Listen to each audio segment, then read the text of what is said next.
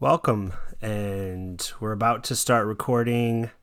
When I say we, I mean me. I'm about to start recording the episode that's going to be about public speaking. It's going to be episode 14. It's going to be the third part in this series of Working on You podcasts, and might keep it going.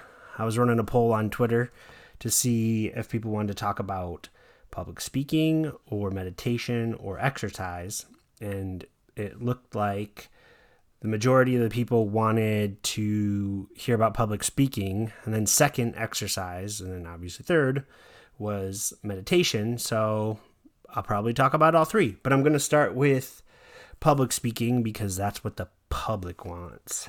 And I'm going to get started recording right now. Hello and welcome to Finding Your Identity. My name is Derek McKinney, and this is episode 14 of the podcast. And today we're going to talk about public speaking, and I'm going to go through some useful tips to become a better public speaker. And I think it's very important in life, and also in helping you grow as a person, and just in terms of building confidence to become good at speaking in public. So that's what this episode is going to be about. It's going to be about the public speaking, the speaking in public, speaking publicly. And I think I was in college, the first college, well, I went to a 2-year school, a community college first before I went to my 4-year school. And that first college, I actually took a public speaking class just because it was a part of the course curriculum that I needed to take to get my associates in marketing. And it was a game changer, I have to say, because I really couldn't speak well in public before that class, and a lot was all the typical reasons. I'm afraid, I'm concerned of what people are going to say to me. And it's funny because I was just doing a little digging on the internets to find out some collective ideas about public speaking and how to speak better in public. And I was coming across tips, and then I also came across the word glossophobia, which is speech anxiety. It's anxiety when it comes to speaking in public, and it's a fear of talking in a social environment. And so now you learned a new word, glossophobia. Glossophobia. It's the word of the day. If you hear someone say it, you gotta freak out and throw your hands in the air like Pee Wee Herman used to do. And if you don't know who Pee Wee Herman is, well, I don't know. You might be lucky. You might be lucky not to have the image of him in your head. But anyways, so I think what is interesting about that class, the thing that I remember the most was my first official public speaking engagement, which was in the class. But our teacher, she told us to imagine this as a speaking engagement to kind of make it feel a little bit more real. And so she had us prepare ahead of time, and we had to pick based off of what the topic needed to be. We got to pick generally what we're going to do within that topic. So for instance, the first engagement she had us do, or maybe it was the second, actually, now I think about it, because I think our first one was just kind of this dry run. You got to get up and you need to speak off the top of your head and try to just continue talking and have a conversation with the class. And it was more of an improv type of scenario. But the thing I remember is when we had to actually do this speaking exercise, this speaking engagement, where we had to prepare some kind of food dish in front of the class while talking through the steps of how to prepare that food dish. So, like a Rachel Ray or Guy Fieri, and how they stand up there on their shows, and maybe more Rachel Ray, I think, than Guy Fieri, but they get up there and they prepare something and list the ingredients and talk it through, and it had to be just like on a cooking show, which was fun. I decided to do salsa, and it was kind of off the encouragement of my friend's father, who was trying to help me think of ideas of something to do. And I don't know, we landed on salsa, and I was like, that actually might not be that hard, because I could bring it, because the hard part would be trying to get all this stuff into the classroom. And so I could have all the ingredients already essentially prepped, like dice the tomatoes and cut up the peppers and the onions and the scallions and essentially making that pico de gallo and cilantro. I could do a lot of prep work at a time, and then I could save a couple things, to maybe cut up some of the remaining bits of the tomatoes just to do it live. But it was always funny thinking back about it, because I actually learned how to make salsa going through this exercise. And it's one of the big coaching tips for public speaking is knowing your topic really well, because if you feel comfortable with what you're going to talk to the public about, then you're going to be better at speaking about it publicly, because you're going to have that confidence in you, and you're going to know that you feel that this is something I know about, so I shouldn't necessarily be afraid to talk about it, because I know it and I can be comfortable. So that was, I think, part of this drill. The teacher was a good teacher. She wanted me to pick something that I didn't know how to make and then learn how to make it. So I did that. I made a couple pretend, or dry run, or whatever you want to call it, practice batches ahead of time. And I was making these batches. I think I tried making it 3 times from the ingredients that I had. And it turned out great, and it was funny because I had to leave some behind, because my friend's father and his friend's mother wanted the salsa because they thought it turned out really good, and it was really good. And I think it had lime juice and lemon juice and salt and pepper. It had all these basic ingredients. And he used to work in the restaurant business in a well-established, fancier type restaurant. I worked in the restaurant business for many years, but never actually made salsa from scratch, because most of the restaurants I worked in, we bought stuff that came in jars, and salsa was definitely one of the ones that came in jars. And don't let anyone else tell you differently. When it's cheaper to purchase it, and it's essentially gonna taste the same when you make the chips fresh, people think, oh, they must make the salsa fresh, but that's not always the case. Some of the restaurants do, but this was, especially if it's not your specialty. I was working at Ruby Tuesdays, and they weren't specializing in Mexican food, so the salsa was coming out of a jar. It wasn't frozen, so that's good. It was at least refrigerated, but I went on a tangent there. Anyway, so salsa. So I get to my class, and we have a cart kind of thing, like a cooking cart. It was where we could prep our food, and also we had our podium that she taught us to essentially leverage that podium as kind of a safety blanket. And so we would prep or lay out our prep work in front of the class, and then she'd say, okay, and she would film all of our speeches in the class, all of our speaking engagements, and give us the recording after the class. And I think we would sometimes, if we were comfortable with it, we'd watch our own videos in front of the class and critique, and let the class critique it. So she had a camera set up, and she basically called like action type thing and said, start whenever you're ready. And so I went up there, and I was just concerned with getting that recipe right. And I had my index cards. So I had my cards already mapped out with the different sections of my speech.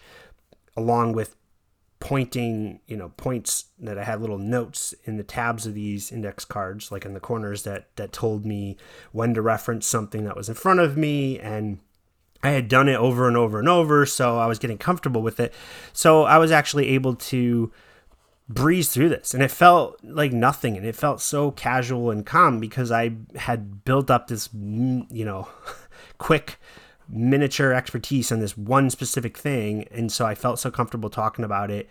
It was a breeze. And I talked to the class, and, it was important to look across your audience and try to make eye contact with certain people as you were going, but not lingering eye contact. It was kind of, you were kind of sweeping the audience, but not too quickly. I remember there was times when, she would demonstrate how some people would be going across the class so fast that you would get, dizzy looking at them, and your neck would start to hurt just thinking how their neck must feel because they were just nervous. And so it was, it was meant to be a calm thing. And the biggest crutch that you have is silence. And if you ever feel you're in the middle of a speech and you don't know what to do next, you can pause. Of course, there's a certain limit to that silence where it will become awkward. But even then, even if you're quiet for an entire minute, it's better than okay, and you did that for a minute, and that would just drive the crowd nuts. If you're just quiet for a minute and it made it look like you were thoughtfully quiet and it seemed like it was all part of the show, then, you could probably fake it a little bit better. So, you lean on that silence when you can. Even just general talking, even if you're in a meeting, just in a meeting with a group of people, you essentially trying to, you're trying to talk without using all the crutch words like the ums and the the stuttering and like I'm doing right now, and as I'm thinking, and I'm trying to build in what is essentially the crutch things that you say, or like, or I mean, if you look up crutch words, when it comes to talking, and I feel like I say more often than I want to, but I've gotten a lot better now, 14 episodes in, at pausing instead of saying and thinking back, or I've gotten really good at editing ums out. No, I actually have done that where I've gone through the episode and edited out ums, and it got really annoying spending an hour of my time listening carefully several times and then having to somehow strip out an just because it sounds bad, and it was kind of ridiculous. So the next tip that I'm going to get to is practicing your speech. If it's something that you need to know the base information for, then practicing your speech is going to be important. And that will greatly, greatly reduce the chance of you feeling like you need to lean on crutch words because you'll be comfortable with the information that you're going to deliver. But there is something to be said about the casualness of a conversation, like in a podcast, when you don't want to go off on crazy tangents about salsa, but because that would be just embarrassing. But there's oh my gosh, and I'm just doing it now. There's this I guess inherent fear of getting stuck and then not knowing where to continue because you lose your train of thought, right? So sometimes having that casual conversation is good to be injected in between prepared sections of your speech. So, you got to think ahead of time, okay, where do I think I might want to put a break in this speech? Especially if it's something live that might be a question and answer type of session where it could pop up that, especially if, I like to reference work because I feel like a lot of times, I mean, depending on the industry, but I'm in a type of industry working in a corporate environment, you're constantly in meetings and potentially have senior leadership people in these meetings, and they interrupt and ask questions.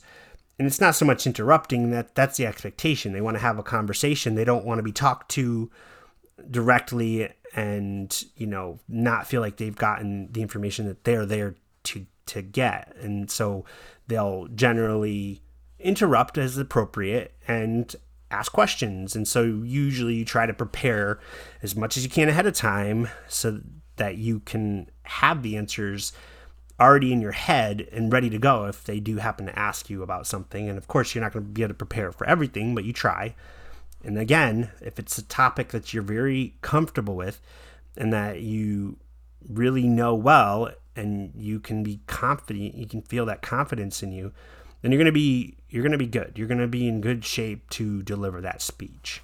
And I think that's, the first step is getting yourself to feel comfortable ahead of time. Now, there's going to be things the day of or 5 minutes before you start that you're going to want to try to do in terms of trying to calm down, but consider this the day before prep that I'm talking about right now.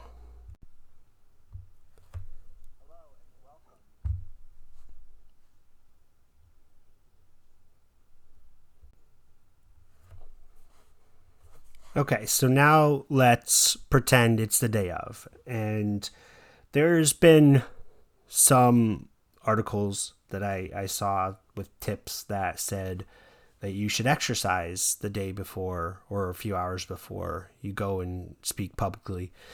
And, maybe that's a way to cope with nerves. I think whatever you might do to help reduce your stress, it could be that you're doing something completely out of the normal. Maybe it's reading something, reading a book, one of your favorite books, because it helps relax you, or maybe it's meditating, maybe it's playing with the dog. I don't know. If there's something that you do normally that's your relaxed state, I think it's a lot about getting into that relaxed state so that you can feel comfortable and you can feel relaxed and not feel stressed about it. Now, of course, you're going to be thinking about it, but when you're thinking about it, you should just be thinking about what you've been going over for the previous day. I mean, you're not likely to jump into a public speaking engagement without having a couple days to prepare ahead of time. So I'd say you should be coming onto that day with the comfort of knowing that you've prepared for it. I do remember, I think, in those days where she made us do improv type speaking engagements and have to get up and talk about something random that she just gave us randomly and try to build our story behind it on the fly. That was a little stressful, but it also was kind of thrilling. But I think that takes a certain kind of personality to find that thrilling. I mean, most people, I think, panicked and freaked out and really had a hard time with it, but she was really trying to just teach us something. And I think the takeaway should have been that preparing is a lot better than not preparing. And I think that's with anything, but it's okay to be nervous. I mean, I think that's normal. And I think the nerves are what are probably going to be helping solidify your position on whatever you're going to be talking about, because it's going to help drive some of the focus a little bit, because you're nervous about screwing up. I mean, you don't want it to overtake you to the point where you can't even concentrate. But I think if you prepped ahead of time, that should help alleviate some of that stress, And I think you also got to organize the material in some kind of manner that makes sense, because you want to have the ability to jump around if possible.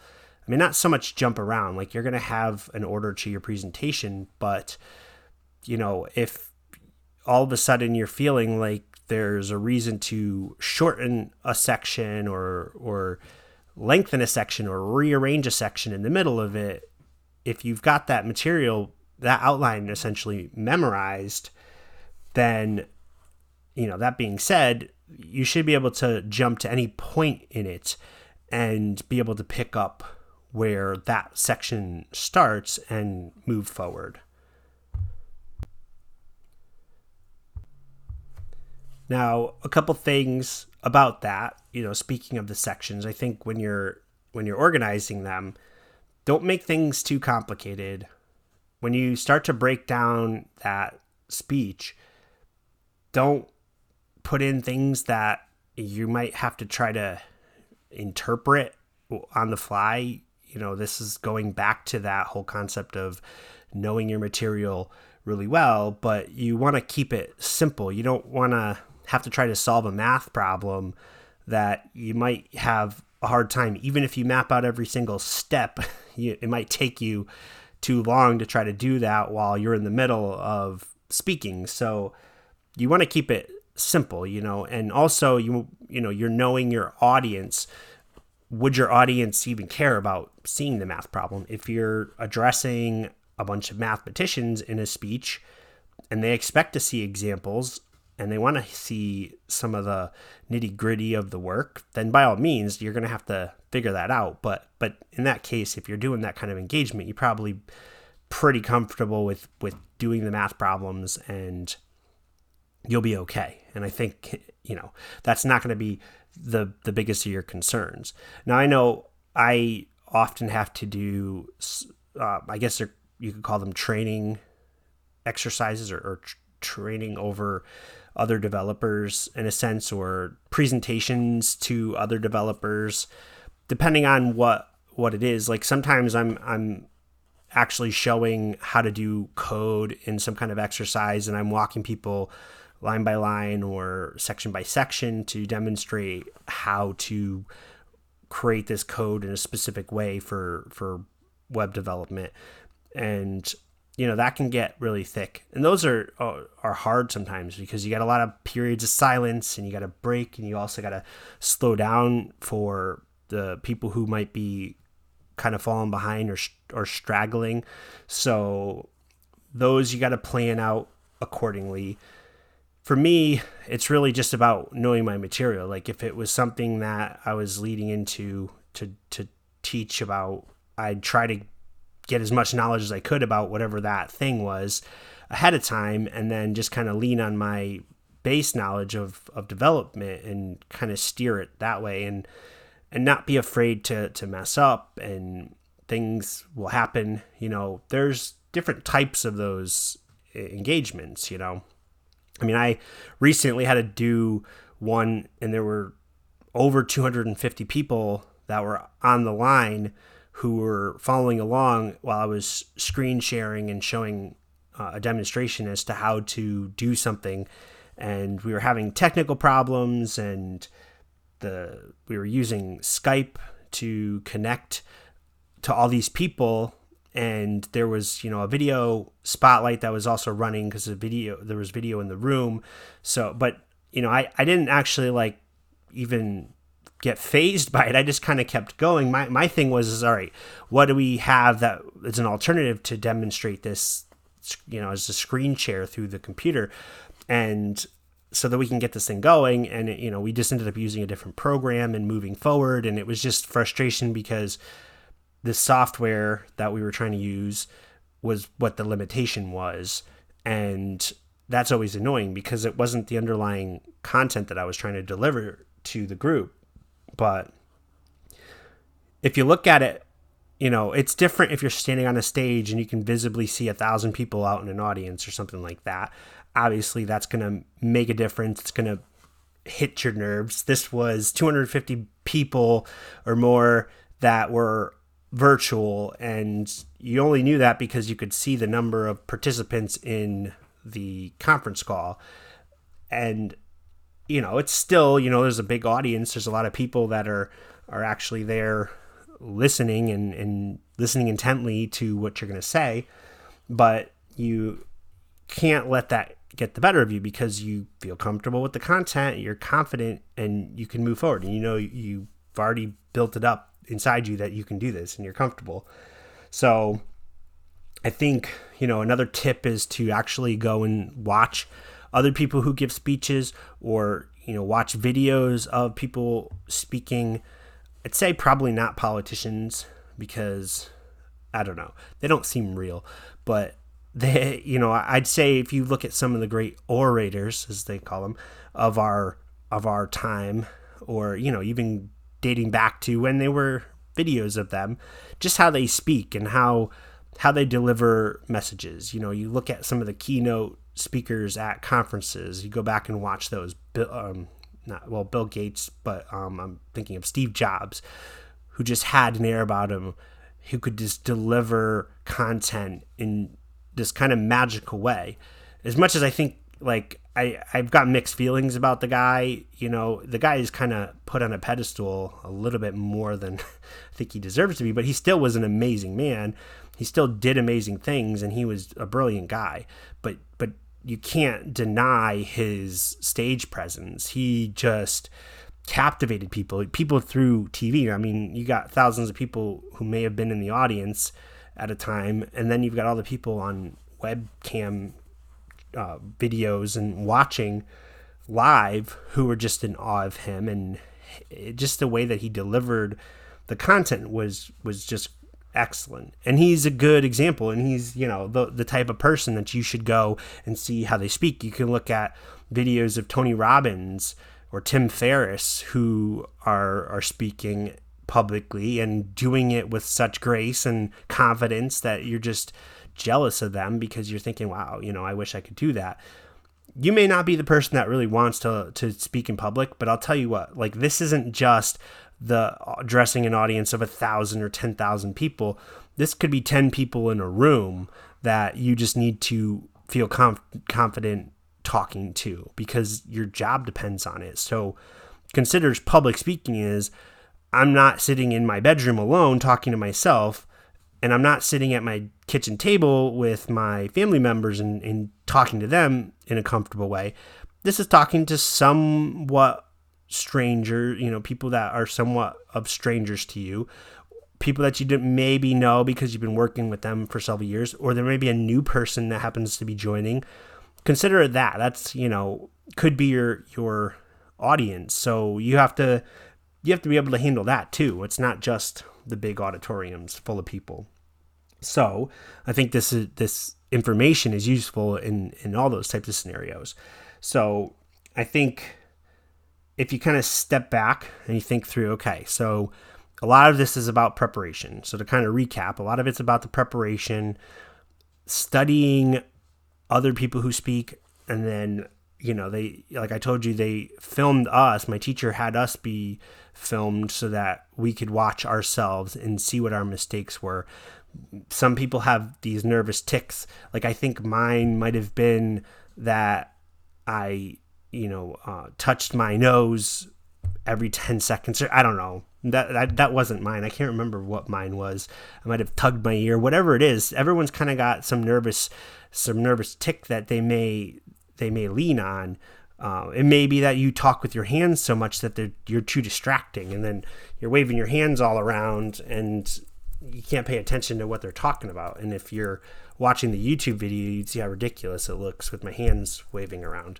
But, it's a podcast, so you just listening. Maybe you heard the air of the wind from my fingers flapping in the breeze as I was demonstrating talking with my hands in a ridiculous way. But, I think watching yourself in a playback is helpful. So film yourself. What's the harm in that? I mean, every device you got, you probably have at least 3 devices in your house at this moment or somewhere near you that can record video. So just do that, and do it in private. Nobody else has to know about it, and you can delete it as soon as you've watched it. It's just a good idea. So, if you get into that kind of habit, and then eventually you don't need to do it anymore, because it just won't be useful to you or necessary. I mean, it may still be useful. You may need to study yourself.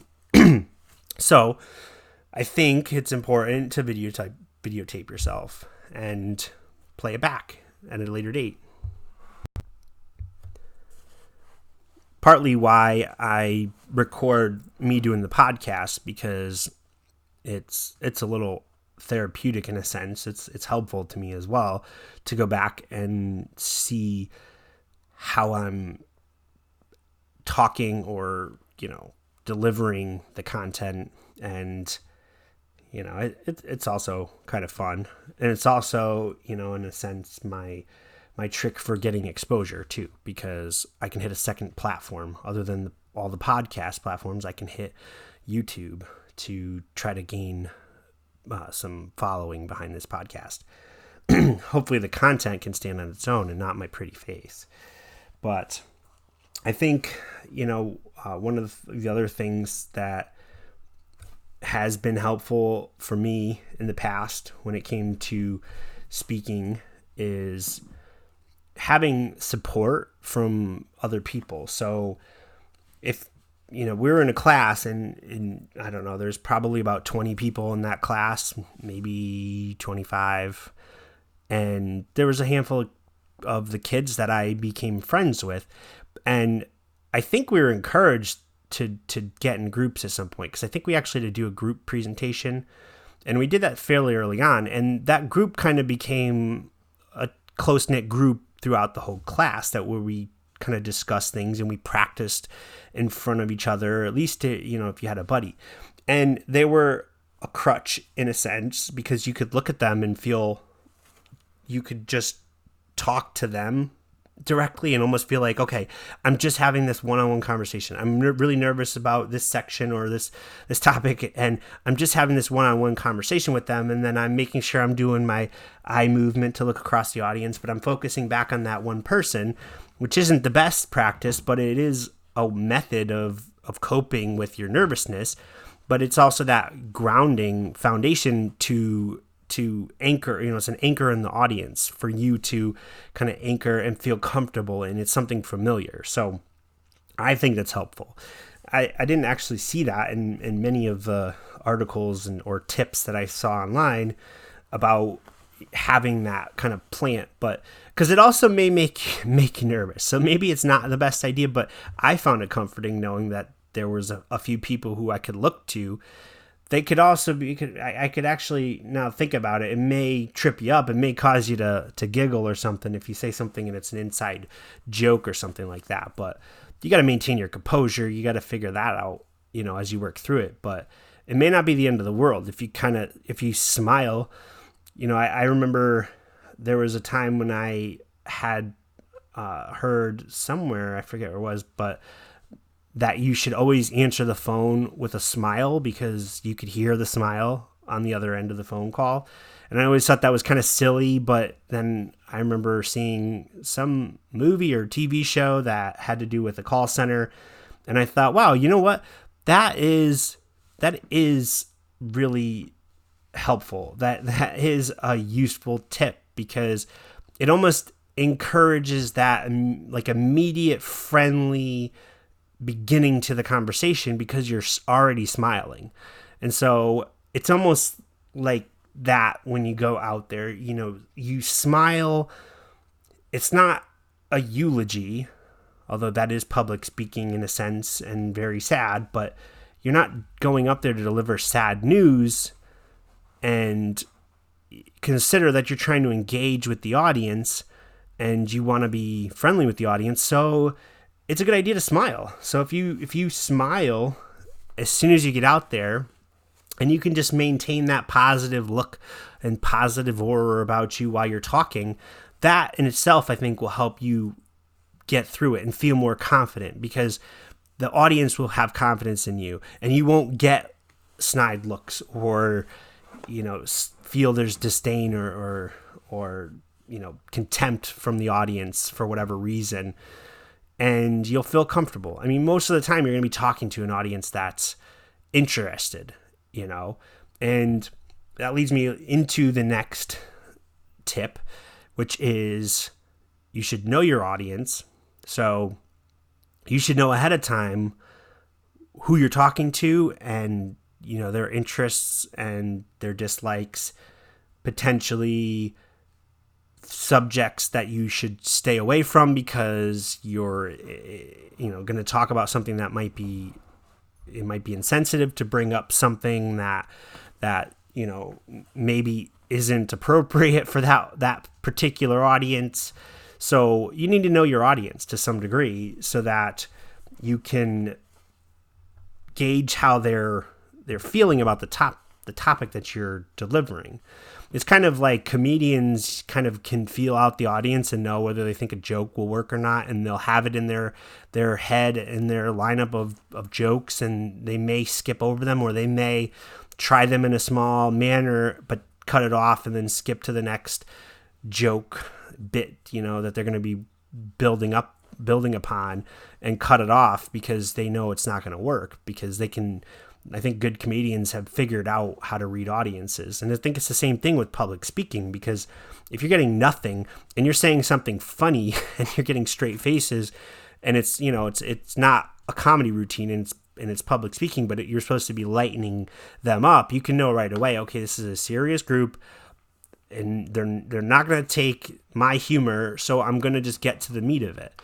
And the meat of it might be telling them something that they're really curious to hear about, because for whatever reason, they need to learn this new thing, because like you're speaking in front of a group of students or something like that, and they need to learn and absorb something that you're delivering. Or it could be that you're just trying to entertain this group because they just came, they came to hear you talk about something that you might be a relative expert in that subject, and so they came there to hear you talk about that subject. And you don't want to give them everything. Like, you don't want to come off as a know-it-all and be like, I'm so smart and I know all these things and you know nothing. You don't want to come across arrogant. You don't want to come across like that. And you also maybe want to save some stuff, because you don't want to give them everything at once, and then they feel like they've got everything they need from you, and that, they kind of walk away, unless that's the point of it. But potentially you want them, kind of leave them wanting more, because that's kind of how you can build up a good delivery of a topic, is to not just give them everything, but give them enough to make them feel satisfied, but also wanting more. And I was reading that, like, audiences love to learn little known facts, or what they might consider a secret. Like, you might tell them a story that they never heard before, and that they feel like now they can go gossip with their friends because they just got a tidbit of information that is just so good that you wouldn't expect to hear it, and all of a sudden you heard it and you feel like you just got something for free that was by accident, and you learned this new secret. And that could be one of those factors in delivering a good speech to somebody, or some group, whatever that audience looks like that you're delivering this information to. Also, consider that you don't want to overwhelm your audience. Remember, they're not going to retain everything. Maybe not everything is going to resonate with them, but they're certainly not going to remember every single word that you said. So, you want to keep it simple enough and light enough so that people can actually walk away with something solid, and they can take that home with them. And, that's what they're going to gain from hearing you speak. It's key to remember, while you're giving your speech, what your overarching goal is, because you don't want to drone on forever, and you don't want to be like one of those people that delivers a speech and you sit there thinking, oh my gosh, this person is never going to stop talking. You want to have enough natural breaks in it, and almost structure it in a way that feels like it's going to have a beginning, middle, and end right from the start. And, you may even want to briefly talk about that time frame, or to some degree, or that structure, so they know.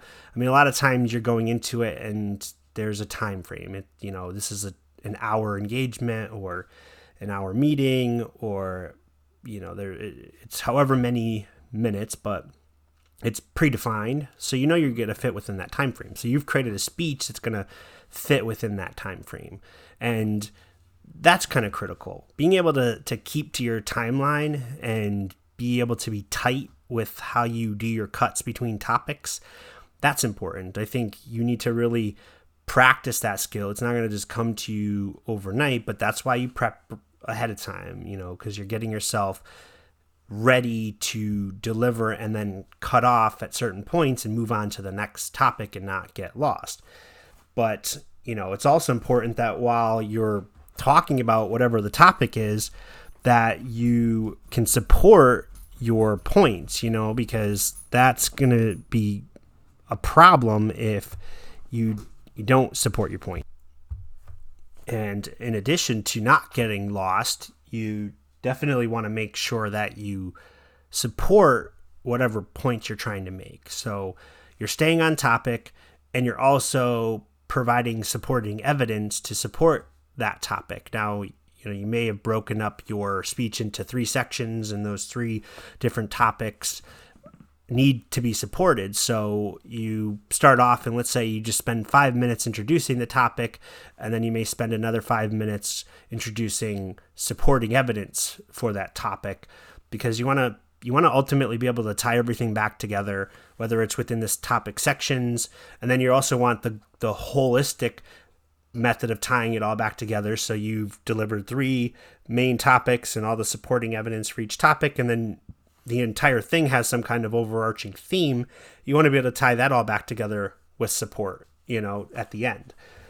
And I think it's also good that if you can plan ways to kind of break up the monotony of the speech, maybe you engage with the audience very, very carefully. I think that's probably an asterisk I'm going to have to put on that, because it can be risky engaging with an audience. As soon as you start engaging, they're going to think that they can be engaged with, and that can throw you off.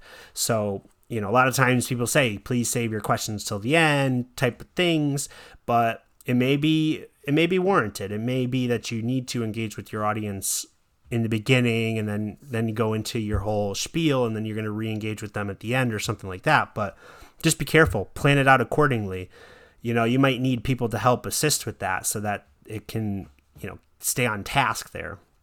But sometimes you break up your speech by telling a story.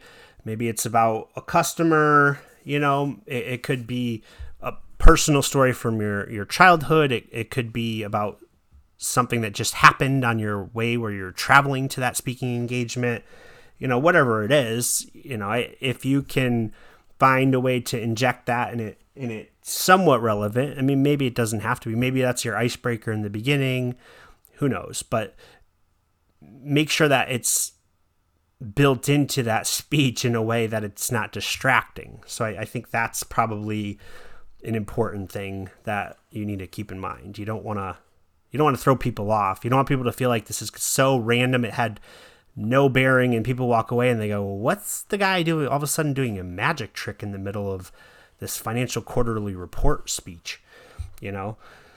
There's also something to be said about being careful and thinking about, if you're creating presentation slides with PowerPoint, that's the most popular one, so I'm just going to stick with that one. There are others, but say you're creating a PowerPoint presentation.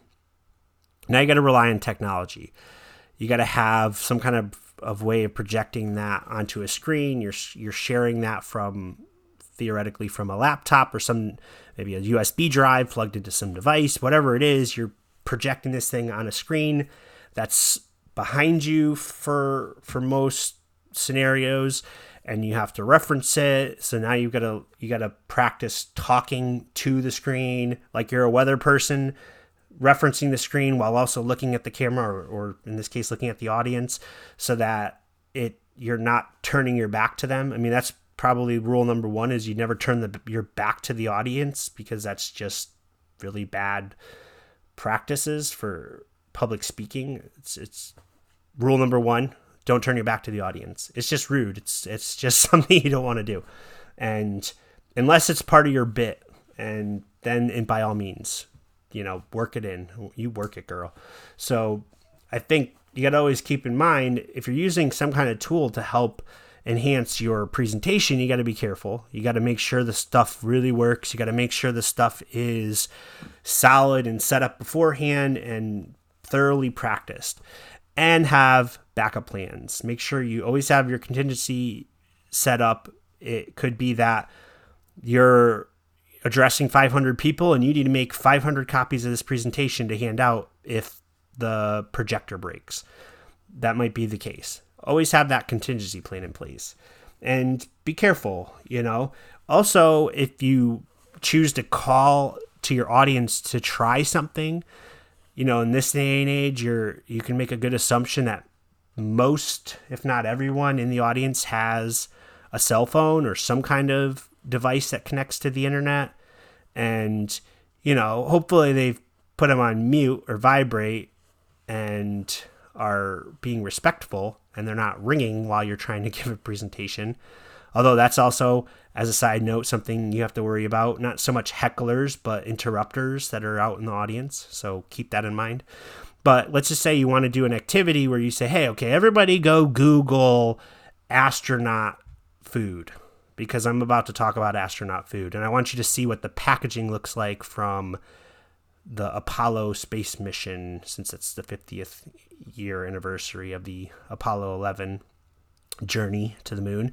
So you want to talk about the Apollo space program and the astronaut food that was made, and you want to demonstrate and for whatever reason, you just don't have a copy of it. And that could be a disaster if you're waiting for everybody in the audience to do something to engage with them. I remember an episode of Modern Family that it was Phil Dunphy, the father, who's doing a real estate seminar. And so he's doing his, public speaking engagement, and his daughter forgot to put some key or forgot to tape something to the bottom of the chairs in the audience that would have indicated that they won.